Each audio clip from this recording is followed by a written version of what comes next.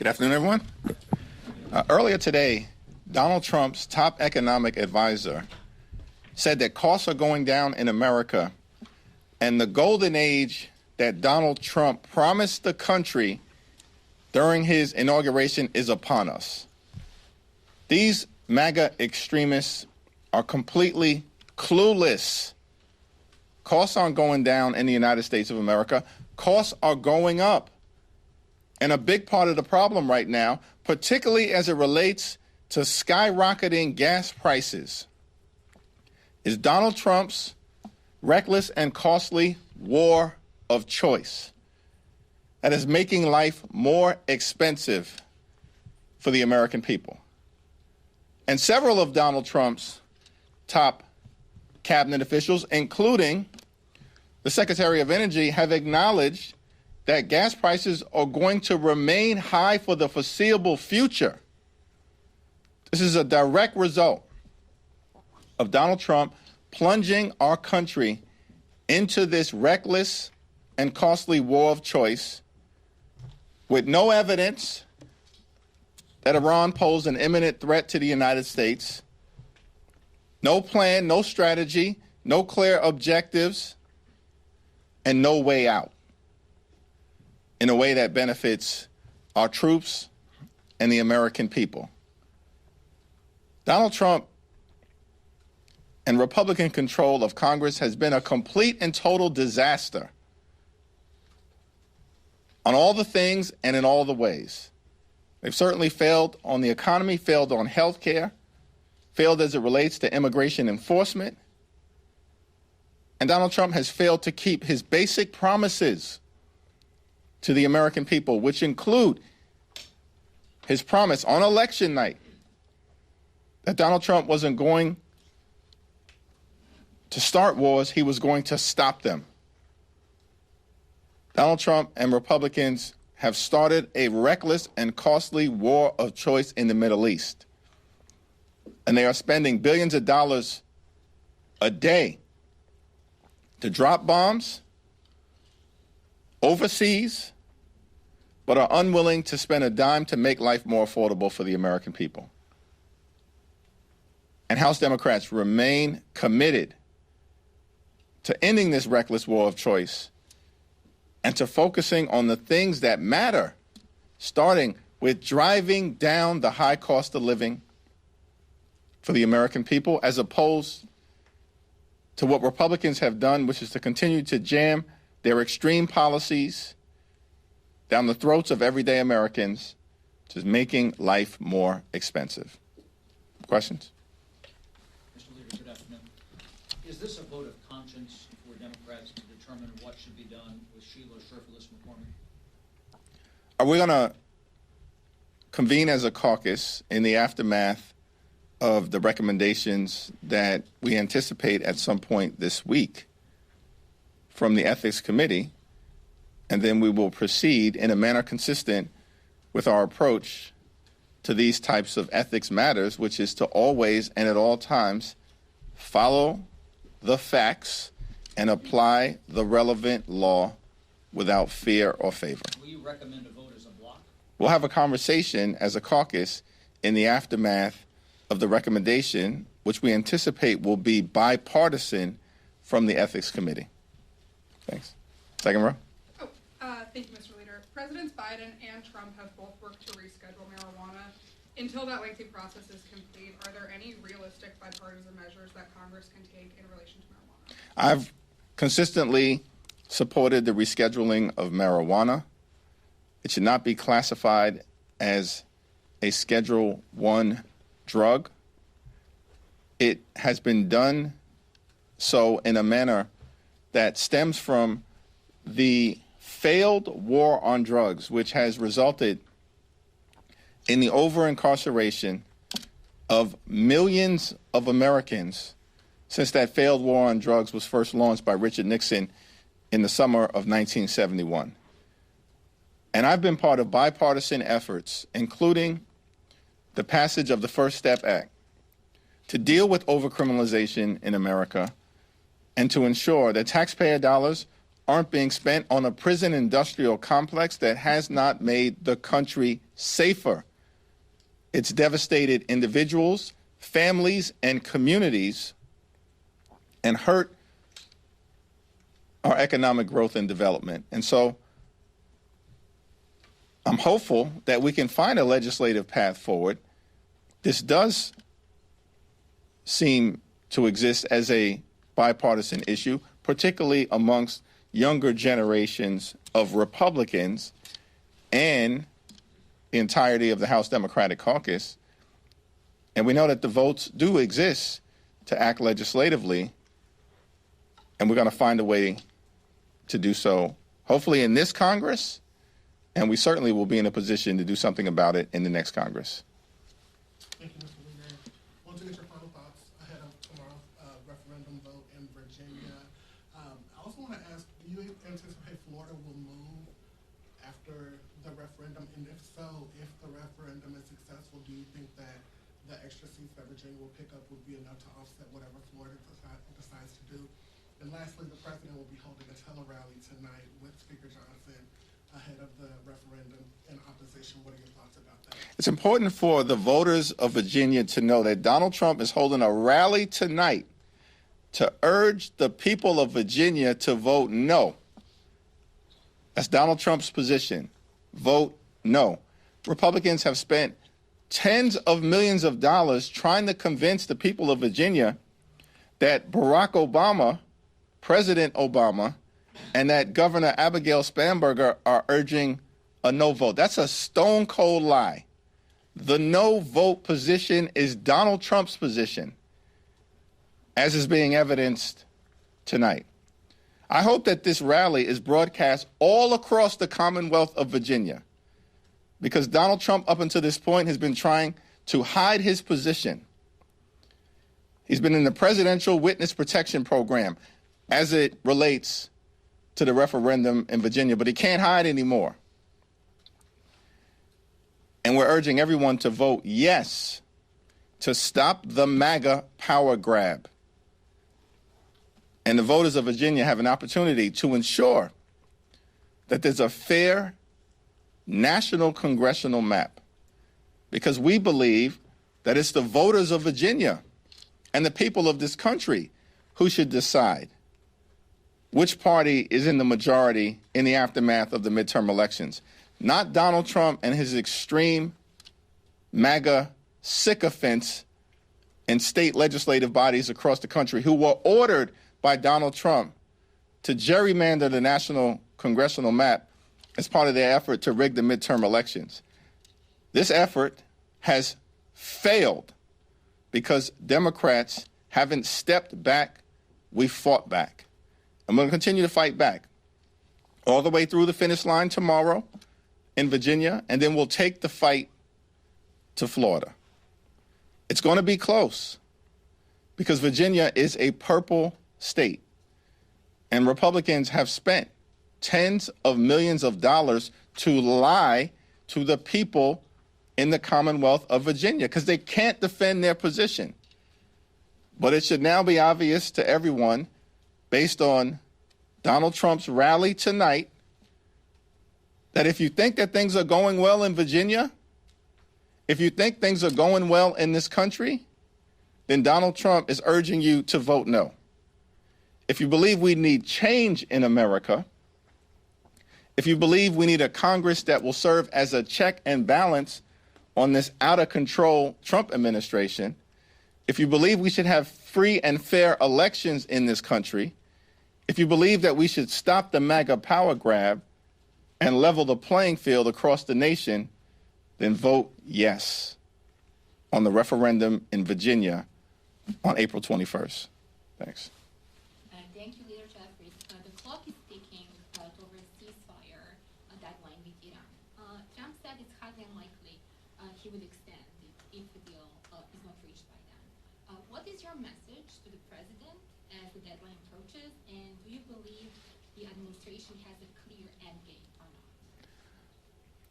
There was no intelligence to suggest that Iran presented an imminent threat to the national security interests of the United States of America. There was no plan of action as it relates to Donald Trump plunging us into this reckless war of choice, no clear objectives, certainly no exit strategy, and that's why there's no public support.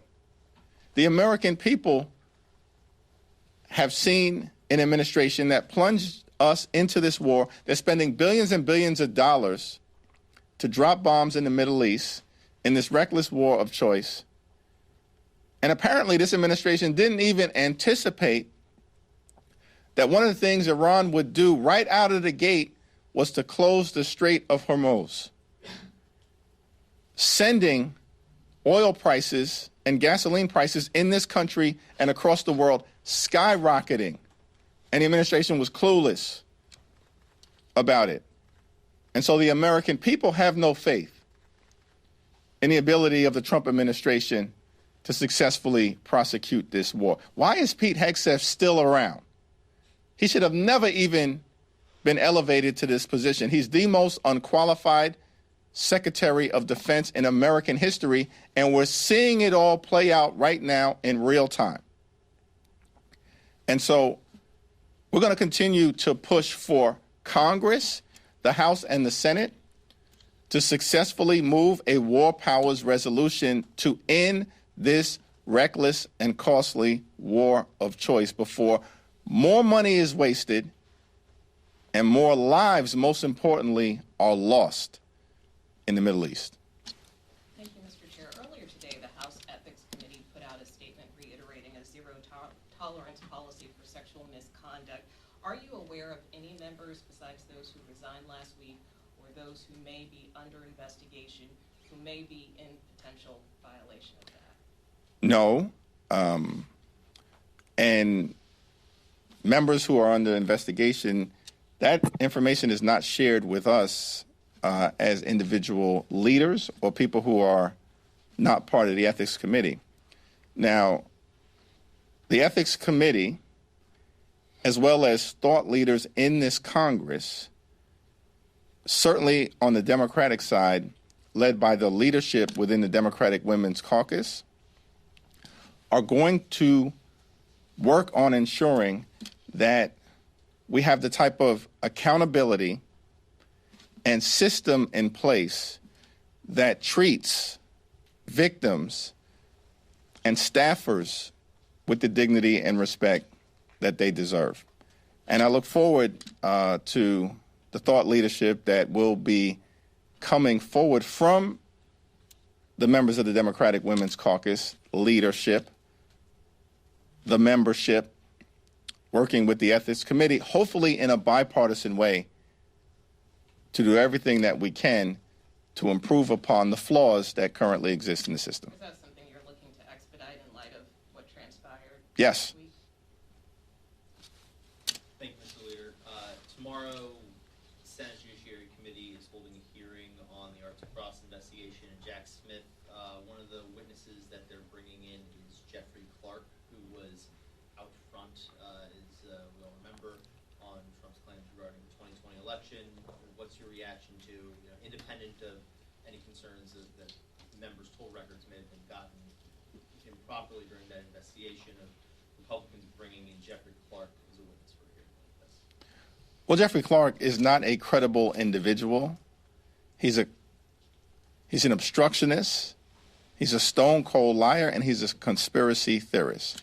The Republicans, again, have demonstrated week after week, month after month, year over year during this Congress that they are uninterested in actually solving problems for the American people. They are uninterested in making life better for the American people. And so, once again, theater is being brought to the House of Representatives, to the Capitol, to the Congress, as opposed to actually doing things designed to improve the quality of life for the American people. This is the same group of folks, these MAGA extremists, who last week brought a resolution to the floor to celebrate themselves. Never before seen in the history of the United States Congress, as far as I can tell. They passed a resolution to celebrate themselves in their one big ugly bill, which devastated the health care of the American people so they could reward their billionaire donors with massive tax breaks and continue to subsidize the lifestyles of the rich and shameless. This is incredible stuff. And the American people increasingly, in state after state after state, recognize that Republicans are failing. And despite that fact, we continue to see members of the Trump administration, as was done earlier today by one of Donald Trump's top economic advisors, to continue to operate as if they are totally divorced from reality. But here's the thing we know about Republicans. Facts don't matter. They absolutely don't matter. They told us facts don't matter. This is the party of alternate facts. Hypocrisy is not a constraint to their behavior. They will consistently say one thing and do another. Donald Trump said he was going to lower costs on day one. Costs haven't gone down. They've gone up as a direct result of Donald Trump and Republican policies, including but not limited to the Trump tariffs, the refusal to extend the Affordable Care Act tax credits, and the failed, costly, reckless war of choice in the Middle East. Hypocrisy is not a constraint to their behavior. They say one thing, and then they'll do the exact opposite. And these people actually believe that shamelessness is a superpower. That's the only way that you can explain Donald Trump's top economic advisor saying to the American people with a straight face earlier this morning that the golden age of the economy in America is upon us. No, it's not. And nobody believes that. Who's paying attention to the bills that they have to pay each and every day all across America throughout this great country. So just to be sure, as far as how Democrats view leverage, as far as Iran is concerned, do Democrats believe that the Iranians have more leverage than the United States do in these talks? 1 year from now, despite the Iranians' military being completely decimated and having no ballistic capability whatsoever, how do you guys see it right now, 1 year from now, 1 year right now, as opposed to 1 year ago? Do you think that the Iranians have more leverage now as opposed to 1 year ago in these talks? I got to be honest. I don't really understand the question that you're asking. I'll try to figure it out. One, there's a risk that Donald Trump, Pete Hegseth, and Republicans have plunged the country into a possible quagmire in the Middle East. Now, last year, Donald Trump claimed that Iran's nuclear program had been completely and totally obliterated. That was Donald Trump's representation to America, that Iran's nuclear program last year was completely and totally obliterated. And then it turns out that apparently that was not the case. So Donald Trump launches this reckless and costly war of choice for a variety of reasons, including regime change. The regime is still in place. They still clearly have the ability to strike out at our interests throughout the region, which is why more than a dozen countries in the Middle East have been dragged into Donald Trump's reckless war of choice. Iran, prior to the conflict, didn't have control of the Strait of Hormuz. Now they do. And as a result of it, gas prices in this country have skyrocketed beyond $4 per gallon. And we're still not clear as to whether the ballistic missile capacity of Iran has been degraded to the point at which the administration may claim to be the case. And why would we believe this administration when last year they said that Iran's nuclear program had been completely and totally obliterated, and then this year dragged us into a reckless and costly war of choice because apparently Iran's nuclear program had not been completely and totally obliterated? The facts speak for themselves. And that's why the American people oppose this war all across this land. Scott? Oh, thank you, Mr. Leader. Follow up to Nicole's earlier question. It currently is not against House rules for a lawmaker to have a relationship with a staffer who works for another member of Congress. Do you think that should change? Because we've spoken to a number of female lawmakers who say that exists in that situation a power imbalance. Do you think that rule should change? So we're meeting with the Ethics Committee, Democrats, at some point this week.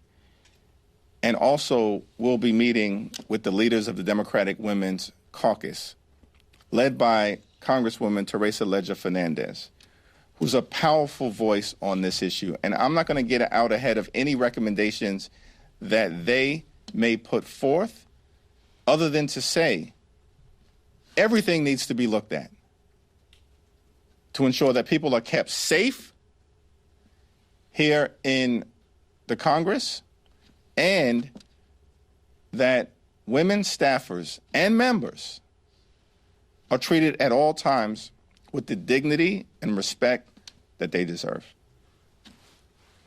Mr. Leader, is Kash Patel's sobriety or lack thereof a national security threat? Kash Patel is deeply unqualified, deeply unserious, and his behavior is deeply un-American. And he should no longer be the FBI director. That shouldn't surprise anyone that I hold that view, because he never should have been confirmed to begin with. And we have to stop putting all the blame on the people who nominated this incompetent, toxic, malignant individual. What about the people who confirmed him? And it's extraordinary to me that Senate Republicans confirmed people like Kristi Noem, Pam Bondi, Pete Hegseth, RFK Jr., and Kash Patel. All of them deeply unserious and deeply unqualified. And now the country is paying the price because of the individuals that Donald Trump chose to nominate as part of the Trump cartel that's now doing great damage to the nation, and the fact that Senate Republicans, like helpless sheep, went along with it all. Thank you, Mr. Leader. On Sherpas McCormick, I just want to make sure, will you support the disciplinary recommendations that the Ethics Committee makes if it's in a bipartisan outcome? I look forward to the disciplinary recommendations that I expect will be made in a bipartisan fashion, and then we will respond accordingly. We're coming up on the 60-day mark under the War Powers Act. If your Republican colleagues are not willing to go along with the War Powers resolution, with extending it for 30 days, if the president doesn't request, if there's no AU movement, I mean, what levers do you all have to try to put a check on this if the president just blows through those? We are going to continue to advance War Powers resolutions in the weeks to come until we are able to successfully bring this reckless and costly war of choice in the Middle East to a close. And it is our expectation that we are not going to let our Republican colleagues off the hook. We are going to continue to force them to go on record and either stand on the side of the American people or stand on the side of this reckless war of choice and the fact that billions of taxpayer dollars are being wasted in the Middle East in a war that has now resulted in more than a dozen service members losing their lives and over 400 men and women in uniform being seriously injured, many of whom are suffering from traumatic brain injuries that's going to adversely alter their lives forever. This was the consequence of Donald Trump's reckless, costly, and continuing war of choice in the Middle East, and we're committed. This is not partisan, it's patriotic for us. We're committed to doing everything we can to stop it. Thank you all.